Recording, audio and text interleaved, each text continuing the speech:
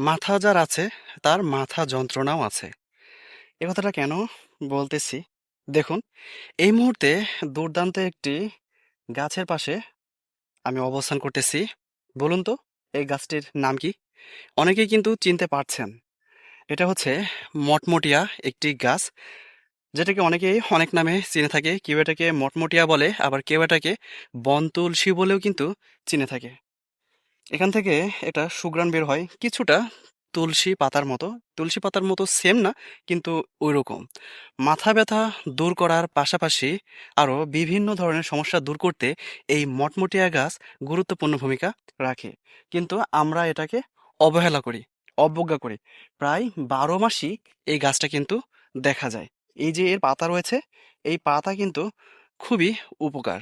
বিভিন্ন সমস্যা দূর করতে ব্যাপক ভূমিকা রাখে এই মটমটিয়া গাছের পাতা।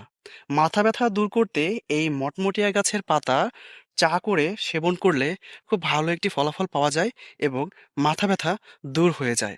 এইসবের পাশাপাশি আরো বিভিন্ন উপকারে আসে এই মটমটিয়া গাছের পাতা। মটমটিয়া গাছের পাতায় অ্যান্টিব্যাকটেরিয়াল এবং অ্যান্টিফাঙ্গাল বেশি থাকার কারণে এটি মুখের ব্রণ কমাতে এবং ত্বক উজ্জ্বল রাখতে সাহায্য করে থাকে। কারণ মুখে যদি ব্রণ থাকে, তারা যদি এই মটমটিয়া গাছের পাতা পিষে প্রলেপ করে মুখে ব্যবহার করে, তাহলে অতি দ্রুত ব্রণ ভালো হয়ে যায় এবং ত্বক উজ্জ্বল হয়। পেটের বিভিন্ন রকমের সমস্যা দূর করতেও এই মটমটিয়া পাতার রস গুরুত্বপূর্ণ ভূমিকা রাখে। আমাশয়, ডায়রিয়া, পেট ব্যথা, কোষ্ঠকাঠিন্য দূর করতেও এই মটমটিয়া গাছের পাতার রস গুরুত্বপূর্ণ ভূমিকা রাখে। ঠান্ডাজনিত সমস্যাতেও এই মটমটিয়া গাছের পাতার রস চা হিসেবে খাওয়া হয়, কারণ এটি সর্দি কাশি দূর করতেও গুরুত্বপূর্ণ ভূমিকা রাখে। এই মটমটিয়া গাছের পাতা যদি চা হিসেবে সেবন করা যায়, তাহলে খুব দ্রুত সর্দি কাশি থেকে উপশম পাওয়া যায়।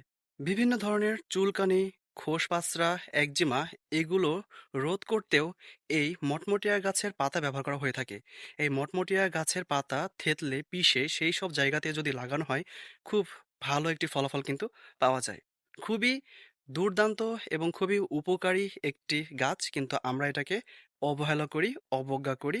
এটা দেখি, চিনি, কিন্তু এটার পাশ মারিয়ে চলে যায়। আমরা এটা ব্যবহার করি না।